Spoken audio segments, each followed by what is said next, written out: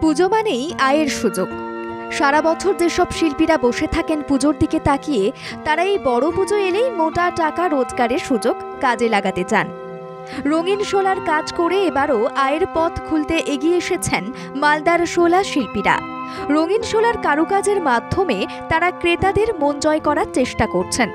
যেখানে পুজোর মণ্ডপের ভিতরে প্রতিমার রূপসজ্জায় রঙিন শোলার কদর বেশি, তাই শোলার কাজে তাক লাগাতে নতুন উদ্যমে কাজে নেমেছেন শিল্পীরা। বায়না বেশি মেলায় মোটা টাকা রোজগারের আশায় বুক বাঁধছেন শোলা শিল্পীরা। শোলারও কাজ করি, সব রকমই কাজ আমার এখানে হয়।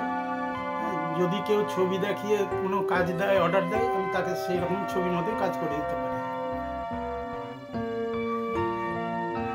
টাকার অঙ্ক আমাদের খুব একটা বাড়তি নাই, কারণ সাজ অন্যান্য ম্যাটেরিয়ালসের দাম প্রচুর আমাদের লাগছে, কিন্তু আমরা সাজের দাম পাচ্ছি। বিভিন্ন পূজা মণ্ডপগুলিতে সাবেকি ধাঁচের প্রতিমায় সাদা রঙের শোলার ওপর চুমকি বসিয়ে নানাভাবে সাজসজ্জা ও অলংকার গড়ে তোলা হয়। ইদানিং বিভিন্ন পুজো উদ্যোক্তারা রঙিন শোলা শিল্পের ওপরই বেশি আগ্রহ দেখাচ্ছেন।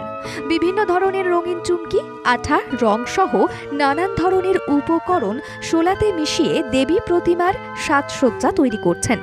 বিভিন্ন ক্লাবের পুজো থেকে শুরু করে বনেদি বাড়ির পুজোতেও দেবী দুর্গার প্রতিমাগুলিতে এই ধরনের শোলা শিল্পের চাহিদা বেড়েছে। তবে তার সঙ্গে পাল্লা দিয়ে বেড়েছে নানান উপকরণের দাম। মূলত মালদা সহ বিভিন্ন এলাকা থেকে এই ধরনের জিনিস সংগ্রহ করা হয়ে থাকে। কোতোয়ালির শোলা শিল্পীরা আরও বলেন, দীর্ঘ কয়েক দশক ধরে এই কাজের সঙ্গে যুক্ত রয়েছেন তারা।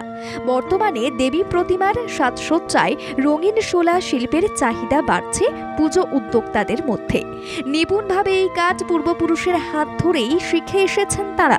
সামান্য লাভের আশা রেখেই কাজ করে চলেছেন তারা। আশা করা হচ্ছে শোলার কারুকাজের সাহায্যে পুজোর সময় মোটা টাকা আয় করতে পারবেন শিল্পীরা। মালদা থেকে অভিষেক দাসের রিপোর্ট, বাংলা জাগো।